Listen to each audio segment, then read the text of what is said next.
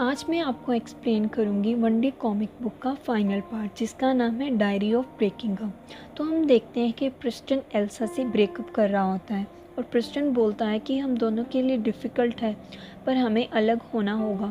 और एल्सा तो बस शॉक में होती है कि ये सब हो क्या रहा है और वो पूछती है कि क्या तुम मुझे अब प्यार नहीं करते, जिस पे प्रिस्टन कोई आंसर नहीं देता।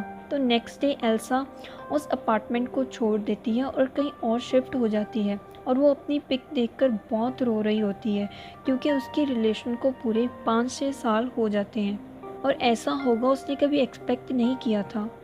और फिर हम देखते हैं कि एल्सा की फ्रेंड उससे बोल रही होती है कि उसने शायद तुम्हें चीट किया है, उसने कोई रीज़न नहीं दिया, may be he wants someone else. और एल्सा बोलती है आई डोंट थिंक सो, वो ऐसा करेगा।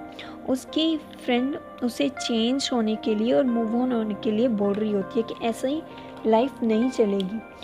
फिर हम देखते हैं कि नेक्स्ट डे एल्सा प्रिस्टन का पीछा कर रही होती है और वो देखती है प्रिस्टन किसी और लड़की के साथ है, पर प्रिस्टन उसे नोटिस कर लेता है और पूछता है आर यू ओके।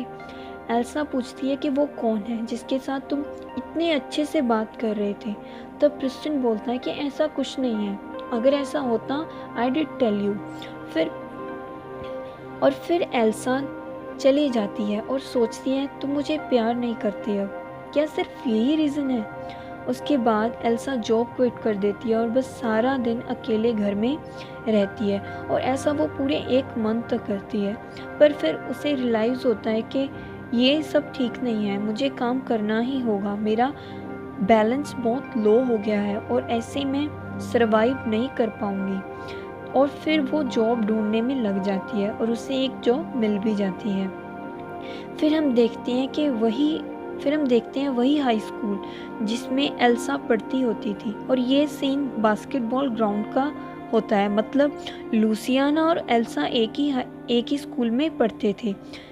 और फिर हमें एक बैक सीन दिखाया जाता है जिसमें लूसियाना एल्सा से टकरा जाती है और हम देखते हैं कि तभी एल्सा की डेटिंग स्टार्ट हुई थी प्रिस्टन के साथ। एल्सा खुद को बोलती है कि कोई फ़र्क नहीं पड़ता तुम कितने दुखी हो, पर हम मूव ऑन कर सकते हैं अपनी लाइफ में।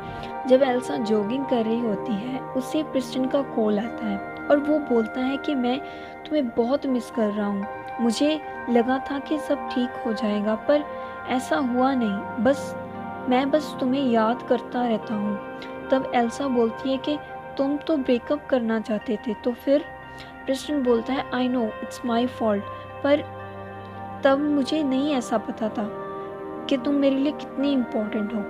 कि तभी एल्सा बोलती है कि पर अब तुम मेरे लिए इम्पोर्टेंट नहीं हो, मैं भी बहुत पेन में थी पहले, पर अब मैं मूव ऑन हो चुकी हूँ, अब मैं मूव ऑन कर चुकी हूँ and I think it's pretty nice to be alone.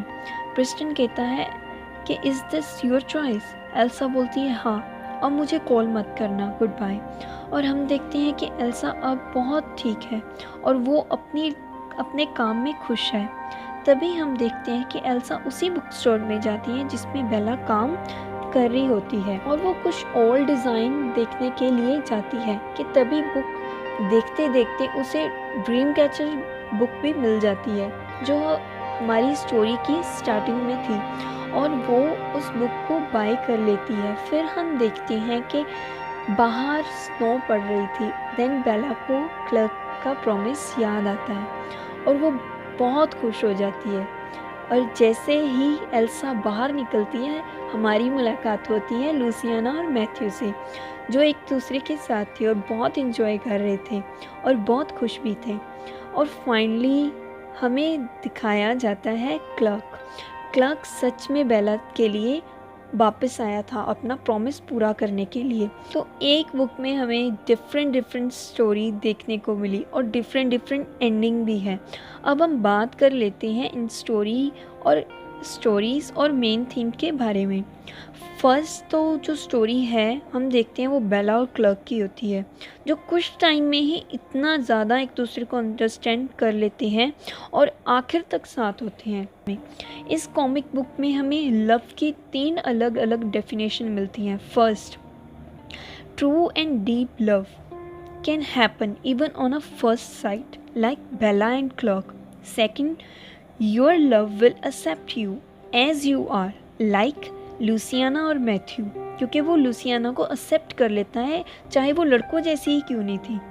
Third, sometime you can't hold love whether you are in for a long time with someone, जैसे कि लास्ट में एल्सा और क्रिस्टन के केस में था। तो ये बहुत सच में बहुत अच्छी स्टोरीज़ हैं। एक 9 चैप्टर की ये कॉमिक है, बट इसमें हमें बहुत कुछ सीखने को मिलता है। आई होप आपको ये पसंद आएगा और मैं आगे भी इससे अच्छी अच्छी कॉमिक बुक को आपको एक्सप्लेन करूँगी। बहुत अच्छी कॉमिक्स होती हैं तो मैं सब एक्सप्लेन करूँगी, पर उसके लिए आपको मेरे चैनल को सब्सक्राइब करना होगा और लाइक करना होगा।